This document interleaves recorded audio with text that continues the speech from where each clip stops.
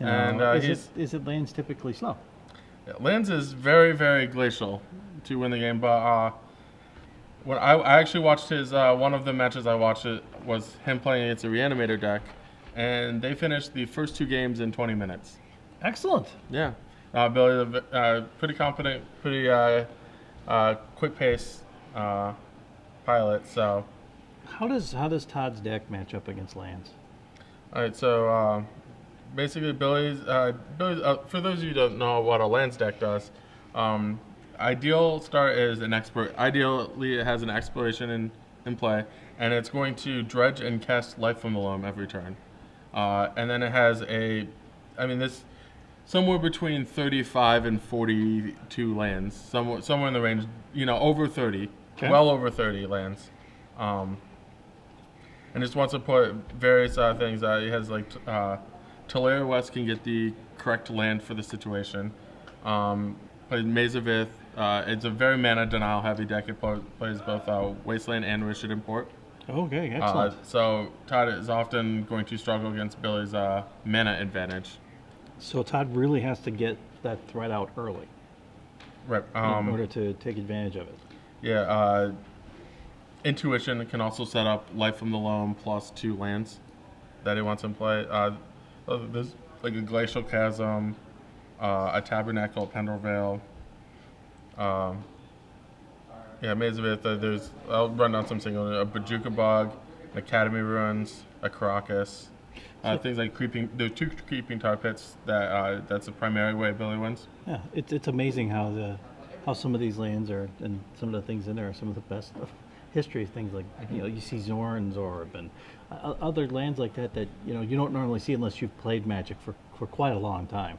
Yeah. So definitely like Mox Diamond is also one of Billy's better cards. Todd has a bunch of soft counter spells. Rug Delver is a very tempo-oriented deck. They want to wasteland their opponent. Yes. However, Billy's wasteland's not very good against a deck with 1,000,000 lands. So it'll be interesting to see how Todd handles the situation here. Yeah, a lot of Todd's soft counters are he has Daze, he has Stifle, and he has Flusterstorm instead of Spell Pierce because he wants his Magus Elementals to be good. Yeah, if Bill gets Engineered Explosives out there, that could be. Yeah, really he has bad. 2 copies of that card. It also plays an artifact sub-theme. Academy Ruins can recur, like Zern Orb and Engineered Explosives can be tutored up by the Talaria West. And then there's an Oblivion Stone and a Snaring Bridge, a Pithing Needle. These are things like sometimes your intuition pile might be Academy Ruins, an artifact you want, and Life from the Loam. Okay, turn 1 by Todd Anderson, and there it is. Niz Magnus Elemental out there right away. All right. Todd will Gataxian Probe and figure out immediately that Bill is playing a lands deck. Oh wow, he's moving in. Okay, he's going to daze himself to put counters on right away. Takes up to 4 counters.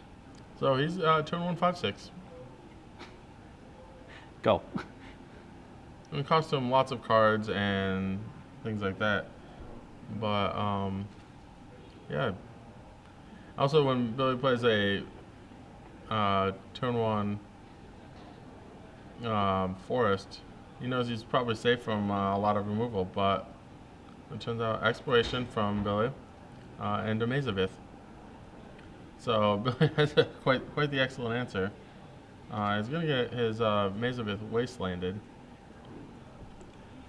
Todd swings in for 5, taking Bill down to 15. Now, if this deck version of Rug Delver can do really well today, I think we might be wanting to add Niz Magnus Elemental to the list of your top 5 cards this weekend. Oh, so we're going to play 2 lands. He's going to try and Life from the Loam back his Maze of Ith.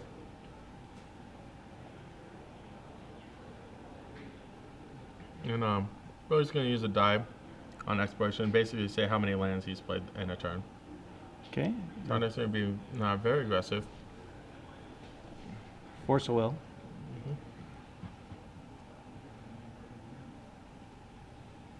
I believe that's the engineered explosives.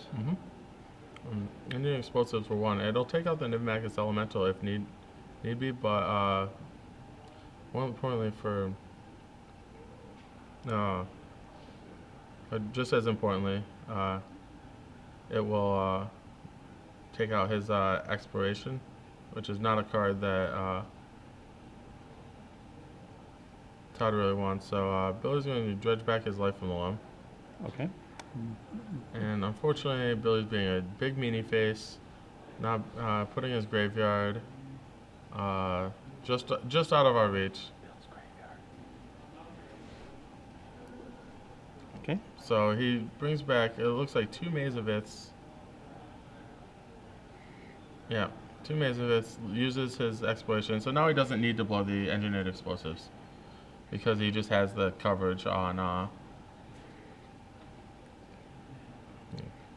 Tarmogoyf. Oh yeah, obvious play. More dredging. What we can do here is Wasteland Todd first. Yeah, there you go. So can't quite see. I know the top card is a Mana Bond, not a card Billy wants in his graveyard, but doesn't really need it in his hand either. So Verdant Catacombs and Talaria West. Okay. So yeah, Billy sees the Wasteland play. Life from the Loam returns his Wasteland, his Talaria West, and the card below it. Whatever that is. So yeah, Billy sets Todd to 0 lands. And Todd Todd's just gonna concede game 1. His all in play. Got Billy to 10, but Todd needed 4 attacks, and only got 2 in.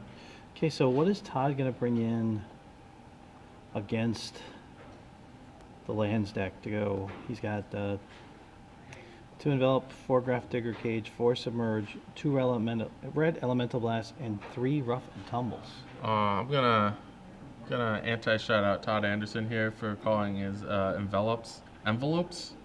He spelled it with an E. Shame on you, Todd. But Judge, right? Unfortunately for Todd, there's no magic card called envelope. Well, I like envelope, because then you can send letters in them. Well, you can write the check and put the check in the envelope, right? Yeah. Okay, no. Bad humor. Sorry about that, everybody. But no, Envelope might be a little better than some of his cards. The only card it counters is Life from the Loam, so it's not that good. But I actually think Todd should actually just shuffle up his 60 cards and see if he can do something better with game 2. Yeah. Billy, on the other hand, has a really big breaker for the matchup. He has 4 Chalice of the Void. Yeah. If he can get down a Chalice of the Void, Todd's very 1-drop heavy deck will basically fold. One cute interaction is that if Todd has a Niv-Magus Elemental in play, Yes. and Billy has a Chalice of the Void in play, Yeah. Todd can still cast his 1-drop spell. With the Chalice counter trigger on the stack, Todd can exile it. So Todd can still exile Niv-Magus Elementals. Another card that Billy may want, but I believe he's not going to opt for, is Trinisphere. Okay. Trinisphere makes... Todd doesn't want to play a 3rd land very often. And to make Todd play 3 mana for any of his spells might be a little too backbreaking. Yeah, other than that, like, the thing about the lands deck is that when you want to bring in Chalice of the Void or Trinisphere, things like that, you have to take out other cards. And his cards are really good. Well, not just that, is like you often have to take out lands. There's not too many spell slots in the deck, and they're all very important. Yeah. Like sometimes people shave an Intuition. Like there's a card like Oblivion Stone that I don't think is going to be very good for Billy, or like his Raven's Crime. He has a Raven's Crime in his deck. Not the matchup for it, but Pithing Needle he's got a couple cards that he can definitely bring out for the Chalice of the Voids, but past that, he may not have enough to bring in. So we'll say that both these guys pretty much, if safe to say, they could play their same 60. For the most part, I'm Billy 61, definitely. I'm sorry. 61. Yeah, Billy's committing the cardinal sin of playing 61 cards. Well, So a little anti-shout out to both of them. No, I mean, Billy has some shaving to do. So he's got some singleton tutor targets that aren't good that he can take out for some Chalice of the Voids. Like, for example, like he doesn't need his Caracas, or I mean his Bajuka Ball can be okay against, like, say, a Nimble Mongoose, or maybe, but there's no Nimble Mongoose. No Mongoose in his deck. He's got Niv Magus Elemental But instead. you would think if you were playing this deck, Nimble Mongoose would have been a part of the deck.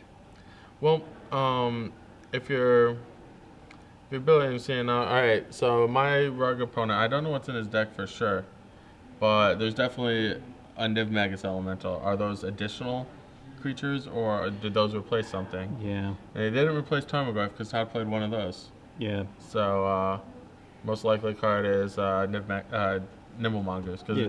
Delver Seekers was certainly not replaced. No. That card's the best ever. No. Oh. I like the one of Sylvan Library.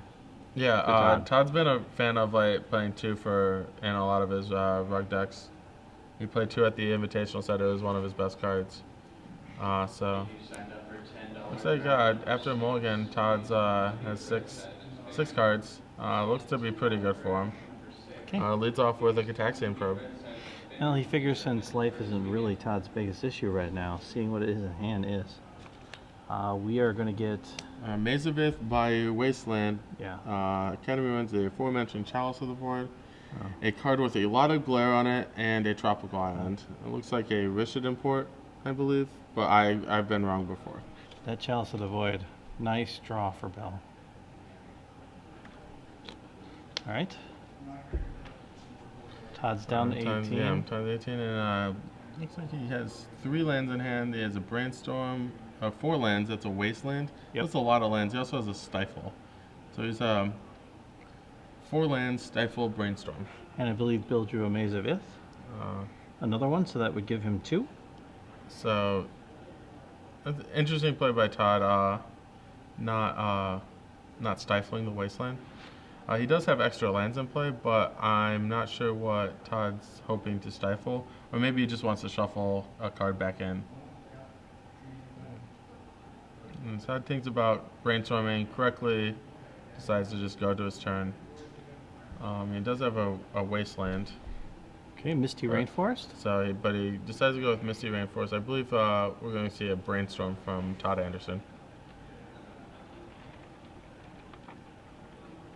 Some Volcanic Island's going to start us off. Which probably will be met soon enough by a Wasteland. I believe you said he had one in his hand, correct? Bill's He hand? used 1. Okay. Not sure if he has a second one. It's a Rishid import. Okay, it's a Rishid He's import, also okay. picked up a Life from the Loam in the meantime. So Billy's got quite an excellent hand.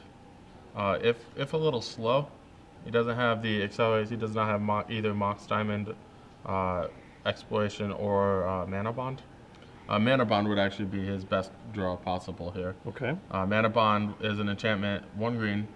At the end of the turn, you can put all the lands.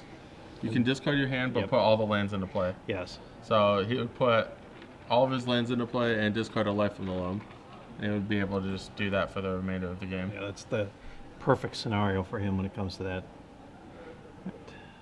So there that's a is- Creeping Tar Pit. There's his offense right there. Yeah, he doesn't quite need that one yet, but he's happy to have it.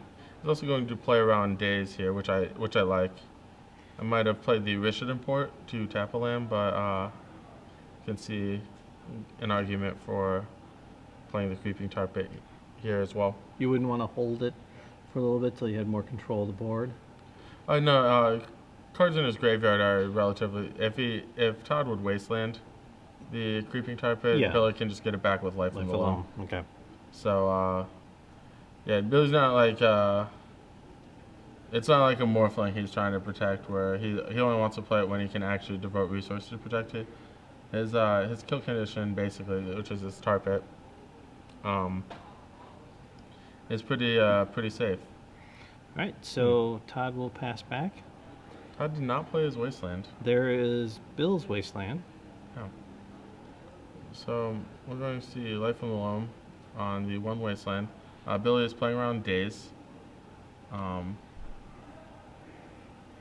Which Todd does have in his hand. Yeah. Along with 2 Force of Wills. Yeah. If I was Billy, slight misstep there. Wait till Todd's upkeep to Wasteland, because then Todd has to devote a mana to Stifle. Yeah. But now he just gets to Stifle and then untap. I don't think it's going to cost Billy anything, but since I don't think Todd can cast a spell, basically. Well, he has another Stifle. He has another Stifle. Yeah, it's a Stifle, a Daze, 2 Forces, and a Flusterstorm. So, I mean, Todd has the option of he really doesn't want to. He really wants to get milk his value out of his Wasteland, and he doesn't want to put his Wasteland into play. Okay, there's the and from the dredge from the Life of the Loam, and he will cast it again. Yep. So he dredged a Tranquil Thicket, and he previously had a Wasteland already in his graveyard. All right. So Flusterstorm. Storm is 2. There's 2 copies of Flusterstorm. 1 for the Life of the Loam, 1 from the Flusterstorm itself. So that makes Billy pay 2. He does not have 2. Once again, he's going to get Stifled. But at least it doesn't hurt Bill as much as you would think normally. That's all he's got to do is Life from the Loam and bring it back. Okay. Yeah, so Todd's going for the throat. Billy does have another green source.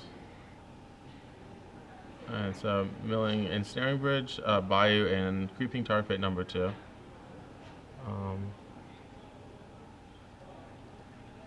So basically, I'm just going to keep casting this Life from the Loam over and over until it finally resolves. And he's more than fine with this. Daze. So Daze from Todd Anderson.